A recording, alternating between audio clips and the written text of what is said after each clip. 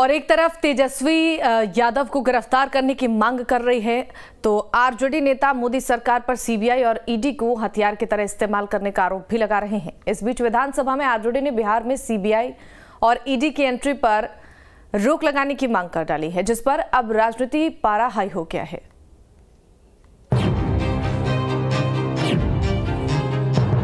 बिना राज्य सरकार के सहमति से ईडी और सीबीआई का छापा नहीं पड़े। सीबीआई और ईडी की रेड पर सियासत।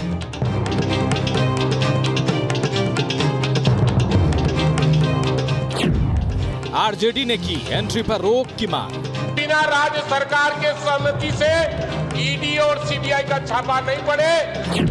क्या बिहार में सीबीआई ईडी की एंट्री पर लगेगी रोक?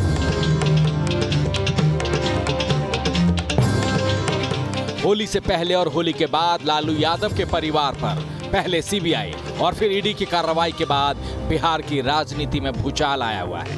एक तरफ बीजेपी तेजस्वी यादव को गिरफ्तार करने की मांग कर रही है, तो आरजेडी नेता केंद्र सरकार पर सियासत का आरोप लगा रहे हैं। आरजेडी का आरोप है कि अपने सियासी फायदे के लिए बीजेपी सीबीआई और ईडी को हथियार की तरह इस्तेमाल कर रही है। इस बीच बिहार विधानसभा की कार्यवाही के दौरान आरजेडी ने सीबीआई और ईडी की राज्य में एंट्री पर रोक लगाने की मांग की है।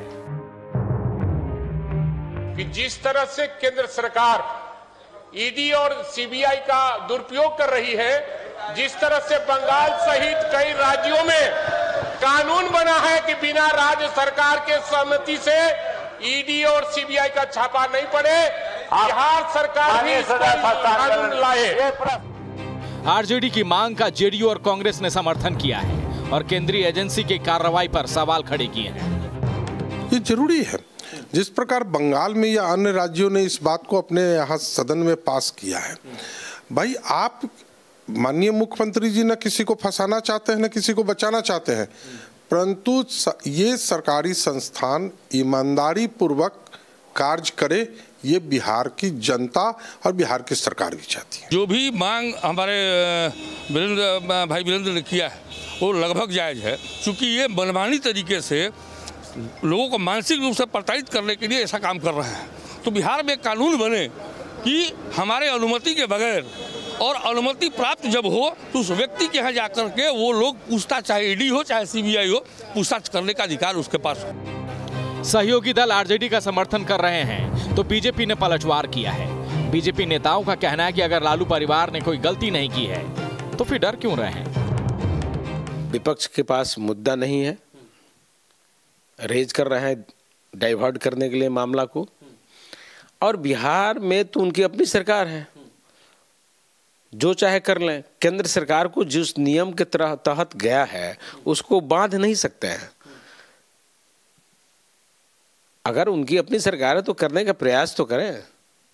ऐसा थोड़े होता है, ऐसा नहीं होता है। दरअसल किसी भी राज्य में एंट्री के लिए सीबीआई को राज्य सरकार की सहमति की जरूरत होती है।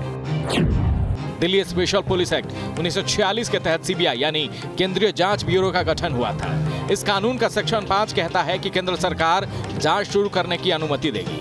हालांकि सेक्शन 6 कहता है कि सीबीआई को किसी मामले की जांच के लिए राज्य सरकार की अनुमति जरूरी है। इस तरह से ये साफ है कि राज्य सरकार की मंजूरी के बगैर सीबीआई राज्यों में जांच नहीं कर पाएगी। सीबीआई के लगातार कार्रवाई के बाद कई राज्यों ने सीबीआई की एंट्री पर सामान्य सहमति को वापस ले लिया है। इन राज्यों में झारखंड, मेघालय, केरल, महाराष्ट्र, पंजाब, राजस्थान, छत्तीसगढ़, पश्चिम बंगाल और तेलंगाना जैसे राज्य शामिल हैं। जहां सीबीआई को किसी भी राज्य में जांच के लिए राज्य सरकार की मंजूरी जरूरी होती है, वहीं ईडी और एनआईए के लिए यह जरूरी नहीं। जिस तरह सीबीआई एक केंद्रीय एजेंसी है, उसी तरह ईडी और एनआईए भी केंद्रीय एजेंसियां हैं। ईडी यानी प्रवर्तन निदेशालय आर्थिक भ्रष्टाचार से जुड़े मामलों की जांच करती है, तो एनआईए आतंक से जुड़े मामलों की जांच करती है। इन दोनों एजेंसियों के लिए नियम अलग अलग है, इन्हें राज्य सरकार की मंजूरी की जरूरत नहीं। इस तरह एनआईए और ईडी को देश के किसी भी हिस्से में बिना राज्य सरकार की मंजूरी का जांच का अधिकार है। ईडी ने पिछले हफ्ते बिहार समेत दिल्ली एनसीआर के 24 ठिकानों पर छापा मारा था। ये छापेमारी लैंड फॉर जॉब स्कैम यानी जमीन के बदले नौकरी के सिलसिले में हुई थी। इस छापेमारी के बाद से बिहार की राजनीति गर्मा गई है। विपक्ष केंद्र सरकार पर जमकर हमलावर है, वहीं बीजेपी इन कार्रवाई को सही बता रही है। Bureau report, news state Bihar Jharkhand.